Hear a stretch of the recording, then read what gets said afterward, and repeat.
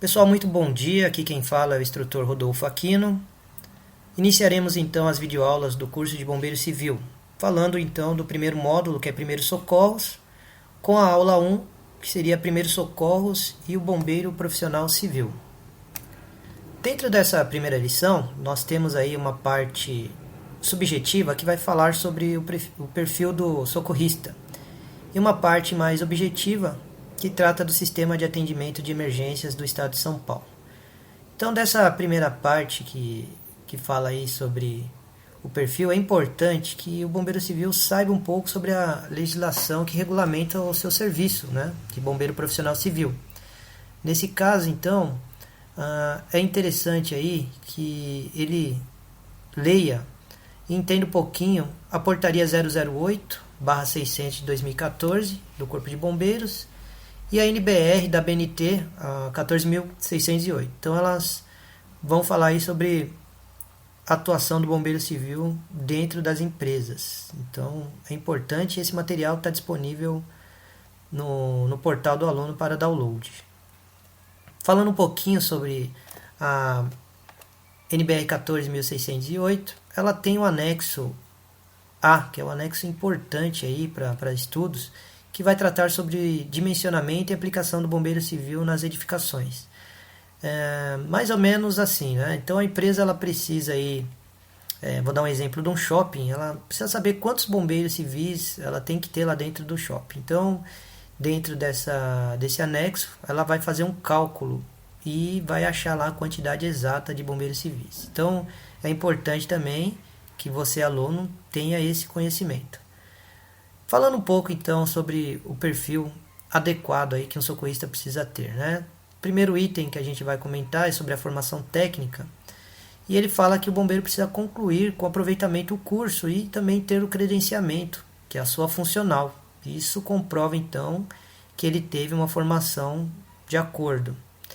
Da parte de condicionamento físico, é importante que o profissional saiba que a profissão exige um pouco de esforço, quer queira aí nas atividades de incêndio, mas principalmente também nas atividades de primeiros socorros, onde ele também precisa ter conhecimento de postura para que não venha a sofrer nenhuma lesão. Sobre a apresentação pessoal, é importante, né, um item aí que tá na mídia agora, né, é sobre a biossegurança, que seria aí a utilização de uniformes limpos devido ao risco de contaminação de doenças infecto-contagiosas. Olha como o tema é atual, hein, pessoal? Aí falando aí do coronavírus, né? E o risco dele levar aí, junto com o seu fardamento, uma contaminação para sua casa aí, né? Então é um tema que o bombeiro civil precisa estar atento. Sobre a questão de discrição e sigilo, né? Não revelar informações sobre circunstâncias de acidente, dos ferimentos da vítima, e fazer comentários para pessoas aí não ligadas ao sistema, né? Então, também um item importante, né? Não fornecer à imprensa dados pessoais ou informações sem as devidas autorizações.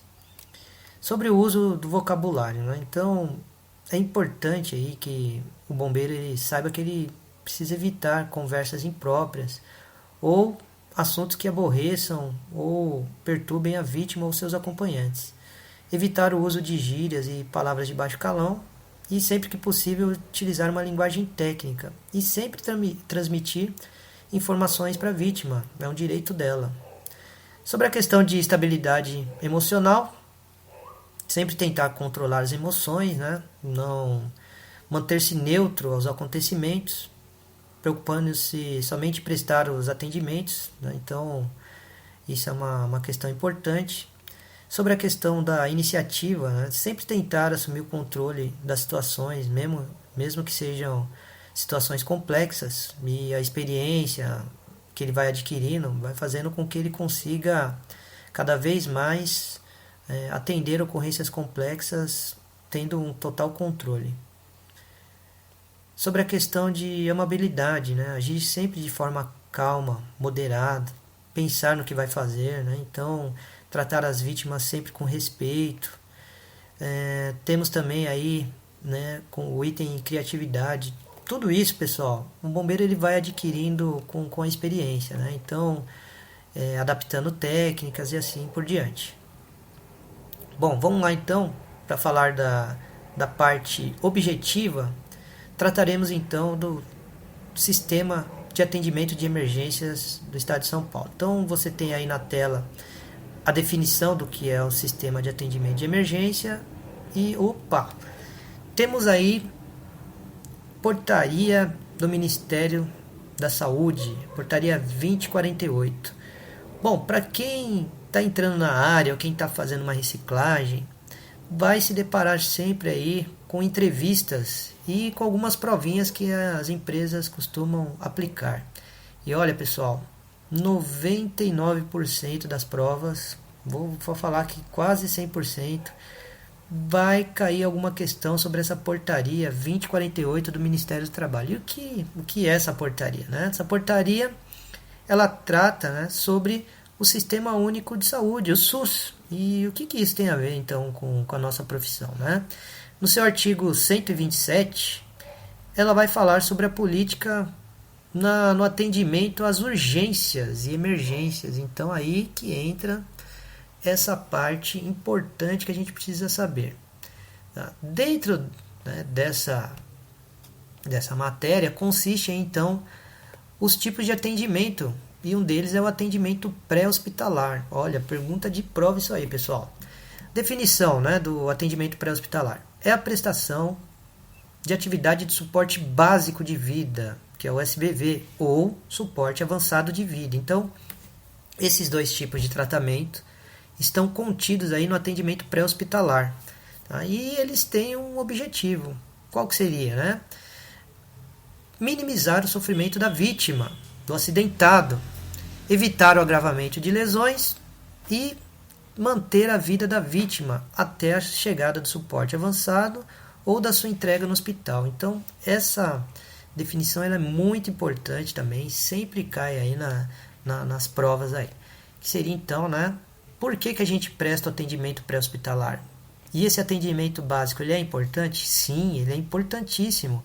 Tá? É ele que vai manter a vítima em condições de ser atendida por um suporte avançado médico. Então, se você prestar o primeiro atendimento, esse suporte básico, ela tem grandes chances de chegar com vida e ser atendida aí pelo suporte avançado.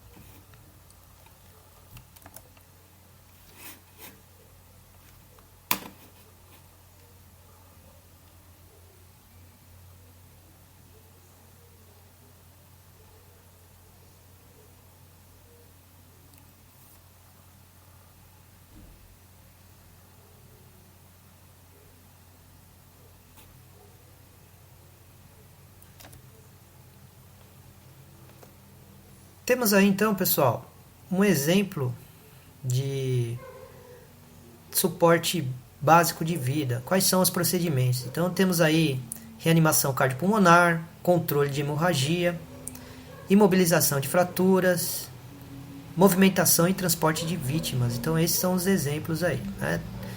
E quem que aplica esse suporte básico de vida? Bom, então chegamos aí na parte objetiva, que vai falar sobre o sistema de atendimento de emergências. Né? Então você tem aí a definição do que seria esse sistema de atendimento de emergência, mas uma coisa que eu quero comentar com vocês muito importante, que é sobre a portaria do Ministério da Saúde 2048. O que é essa portaria? Olha, vou falar para vocês que, pela experiência que a gente tem como escola, e a gente sempre tenta ajudar os alunos, a maioria das provas que as empresas passam para os bombeiros aí, na contratação, perguntam sobre o que é essa portaria 2048. Então a gente resolveu aqui passar para vocês um pouquinho. Essa portaria ela vai falar sobre o Sistema Único de Saúde, o SUS, e no seu artigo 127, ela vai falar sobre a política do atendimento de urgências e emergências no estado de São Paulo. E aí que entra, né, um assunto que diz muito respeito a gente. Tá? Então, nessa parte, eu vou comentar aqui, a gente vai falar um pouco sobre o sistema de atendimento pré-hospitalar. Tá? Ele tem como definição que é a prestação de atividade de suporte básico e suporte avançado de vida. Então, o atendimento pré-hospitalar ele é dividido no atendimento de suporte básico e de suporte avançado. Tudo bem? Dentro disso, pessoal, o suporte básico de vida, ele tem essa definição, que é a atividade que consiste em procedimentos de atendimento pré-hospitalar básico, e a finalidade dele, muito objetiva, que é minimizar o sofrimento do acidentado, evitar o agravamento das lesões e o mais importante, que é manter a vida da vítima até a chegada do suporte avançado. Então, se no suporte básico, se o socorrista não prestar esse suporte básico, que são procedimentos para manter a vítima viva, não adianta ele solicitar via telefone o suporte avançado. Tá? Então é importante que ele preste esse atendimento aí. Alguns exemplos aí: a reanimação cardiopulmonar, controle de hemorragias, imobilização de fraturas, movimentação e transporte de vítima. Então, tá aí um exemplo clássico, né? Se você atende uma vítima e determina lá, você consegue constatar que ela está em parada cardiorrespiratória, ela vai ter de 5 a 7 minutos de sobrevida. Então, você precisa prestar o suporte básico, não adianta só chamar o suporte avançado. Né? E quem aplica o suporte básico de vida? Tá aí os exemplos então: bombeiro militar, bombeiro civil, o SAMU através dos técnicos auxiliares e o motorista, os brigadistas das empresas e os consórcios de rodovia, como exemplo aí, Nova Dutra e Autopista. Tá? Suporte avançado de vida tem como definição atividade que consiste em procedimentos de atendimento pré-hospitalar, incluindo-se as manobras invasivas. O que são essas manobras invasivas? Né? Elas são executadas por médicos com auxílio de um enfermeiro no próprio local da emergência. Tudo bem? Pode ser acionada aí através do telefone, o 93 ou do 192, onde teremos apoio aí do helicóptero Águia, por exemplo, ou da ASA, que é a Ambulância de Suporte Avançado do SAMU. Alguns exemplos aí dessas atividades de suporte avançado: intubação orotraqueal, desfibrilação cardíaca manual, através do equipamento chamado cardioversor, e administração de drogas como adrenalina. Quem que aplica o suporte avançado? No caso aí do bombeiro militar, temos uma ambulância, uma viatura chamada USA, Unidade de Suporte Avançado. No SAMU nós temos aí a ASA, que é a Ambulância de Suporte Avançado, as duas aí tripuladas por médico, mais enfermeiro e motorista. Nos consórcios aí temos equipes médicas, temos os helicópteros Águia da Polícia Militar, onde são tripulados por componentes do GRAU, que é o Grupo de Resgate e Atendimento a Urgências do Estado de São Paulo. Pessoal, é importante que nós saibamos aí sobre os aspectos legais de atender uma pessoa, né? Então, dentro desse atendimento, o socorrista ele sempre tem que estar atento aí para não sofrer aí problemas referentes à questão de imprudência, no caso aí, com a definição de que expor-se a si próprio ou a outrem a um risco ou perigo sem as precauções necessárias para evitá-los. Temos como exemplo aí, é imprudente o socorrista que dirige um veículo de emergência sem colocar o cinto de segurança ou ainda excedendo o limite de velocidade permitido na via. Temos também a questão da imperícia, que seria a falta de conhecimento técnico ou destreza em determinada arte ou profissão. Por exemplo, aí medicar, né? Um ato de imperícia se você não for médico, né? E temos a negligência, que seria o descumprimento dos deveres elementares correspondentes a determinada arte ou profissão. Temos como exemplo, é negligente que o socorrista deixe de monitorar os sinais vitais da vítima traumatizada durante seu transporte do local do acidente até o hospital. É negligente também o socorrista que deixa de usar o seu EPI, seu equipamento de proteção individual. Temos também a questão de omissão de socorro. A forma legal, de acordo com o Código Penal, seu artigo 135, diz o seguinte: deixar de prestar assistência, quando possível fazê-lo sem risco pessoal, à criança abandonada ou extraviada, ou à pessoa inválida ou ferida, ao desamparo ou em grave e iminente perigo. E aí temos uma ressalva: ou não pedir, nesses casos, socorro da autoridade pública. Então, O bombeiro civil lá, passando por um local de ocorrência, ele se depara com um acidente grave. Se ele não puder atender, se ele não puder ajudar, porque isso vai colocar a sua vida em risco, ele não vai entrar pela omissão de socorro.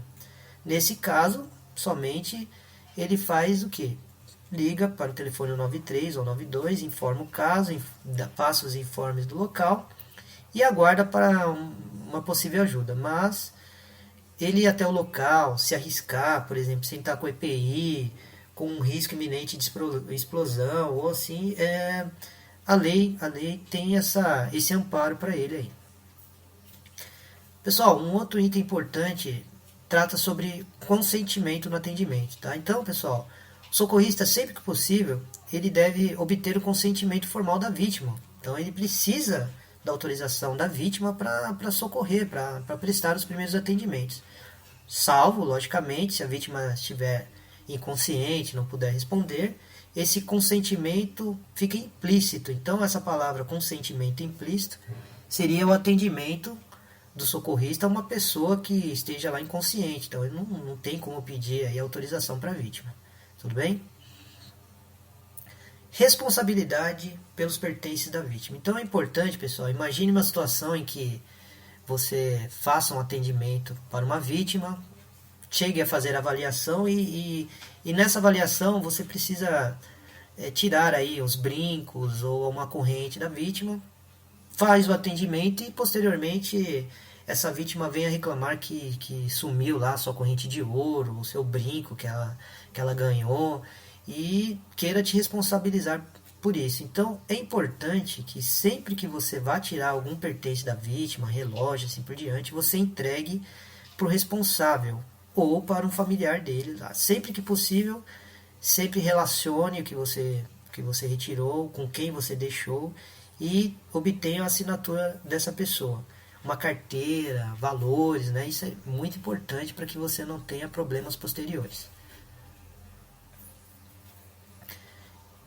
Um tema importante também, pessoal, seria a constatação de óbito em local de emergência. Esse tema é preocupante e o bombeiro civil precisa estar bem atento às situações em que os traumas sofridos pela vítima e pelas características que indiquem morte tardia sejam inviáveis quaisquer medidas de atendimento pré-hospitalar. Tá? Então, temos aí as situações, né, que a gente fala que são sinais evidentes de morte. São 7, tudo bem? O primeiro seria a decapitação, corpo de um lado, cabeça de outro, né? Então esse seria aí um sinal evidente da morte, não teria como socorrer a vítima. O segundo deles, esmagamento completo de cabeça ou de tórax com PCR, a sigla PCR aí, parada cardiorrespiratória. O item 3, que seria calcinação extensa ou carbonização, no caso de um incêndio, uma vítima que esteja lá totalmente queimada, né, carbonizada. Estado de putrefação ou decomposição, significa que a vítima já morta há vários dias esteja nesse estado aí, então isso aí evidencia que ela está morta e não excluindo a necessidade de atendimento. Agora, esse item aqui, rapaz, ele é bem complicado, que seria a rigidez cadavérica, livor ou apresentação de manchas hipostáticas. Então, pessoal, nesses casos de se deparar com uma vítima que esteja lá, um exemplo aí, numa parada cardiorrespiratória por algum tempo lá, essa questão da rigidez cadavérica, ela requer aí muita destreza e muito conhecimento técnico por conta do socorrista. Então, nas próximas aulas aí vocês se depararão aí com situações aí de exercícios e a gente vai explicar um pouquinho mais sobre essa questão de rigidez cadavérica. Tudo bem? Temos também aí despostejamento, que seria desintegração da estrutura corporal por uma explosão, por exemplo, né? E por último, seccionamento de tronco. Tronco seccionado, né? Pernas de um lado e tronco de outro. Isso determina aí a morte evidente da pessoa. Bom, temos, né, pessoal, os direitos da vítima. Então, toda vítima tem os seus direitos legais, né? Então, a vítima, por exemplo, tem o direito de que o profissional se identifique para ela com o nome completo, função e cargo. A vítima tem o direito de ser identificada pelo nome ou sobrenome. Não deve ser chamado pelo nome da doença, por exemplo, ou aidético, tuberculoso, leproso, pingoço, né? Tem que ser chamada pelo nome. A vítima tem o direito de receber explicações claras sobre o tipo de atendimento que está recebendo por parte do socorrista. Então, um exemplo aí, numa avaliação da vítima. Olha, senhor, estou aqui apalpando o seu tórax para saber se tem lesões, sempre explicando o procedimento que você vai fazer. Isso aí exclui você de grandes problemas aí. A vítima tem o direito ao atendimento humano, atencioso e respeitoso por parte de todos os profissionais da área de saúde e dos não oriundos da área de saúde. Bom, pessoal, então essa é a primeira videoaula, espero que vocês tenham gostado. Vocês vão ter aí o conteúdo em PDF dessa aula e espero que vocês aproveitem e vejam aí no mural sobre a questão da prova, sobre as datas e os próximos vídeos aí. Muito obrigado, até mais.